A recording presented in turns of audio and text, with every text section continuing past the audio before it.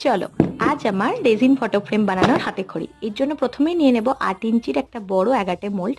আজ লাগবে অনেকটা রেজিন, তাই সিলিকনের একটি মেজারিং কাপকে মার্কিং করে নিয়ে আমি 70 ml রেজিন ও 30 ml হার্ডেনারকে এইভাবে খুব জেন্টাল মোশনে মিক্স করে নেব। প্রথমেই দেখবে রেজিনের ভিতরে কেমন রেখা রেখা দাগ দেখা যাচ্ছে, তাহলে বুঝতে হবে রেজিনটি ভালো করে মিক্স হয়নি। খুব ধীরে সুস্থে 5 মিনিট ধরে মিক্স করার পর তোমরা এরকম একদম ট্রান্সপারেন্ট একটা টেক্সচার পাবে। সেটিকে 10 মিনিটের জন্য একদম নাড়াঘাটা না করে স্থির অবস্থায় রেখে দিতে হবে। অন্য একটি পাত্রে আমরা ডেকোরেটিভগুলি তৈরি করে নেব। একটি পাত্রে আমরা এর জন্য গোল্ডেন ফয়েল নিয়ে কিছুটা রেজিন নিয়ে একটা মিক্সচার তৈরি করব, ও অন্য আরেকটি পাত্রে পার্ল হোয়াইট মাইকা পাউডার দিয়ে একটি মিক্সচার তৈরি করব। এই মিক্সচারটার কত সুন্দর শাইন দেখো তোমরা। এরপর একাটে মোলটিকে খুব ভালোভাবে ক্লিয়ার করে নিয়ে এজেসে সময় নিয়ে ধীরে সুস্থে গোল্ডেন ফয়েল দেওয়া রেজিনের মিক্সচারটিকে ঢেলে নেব।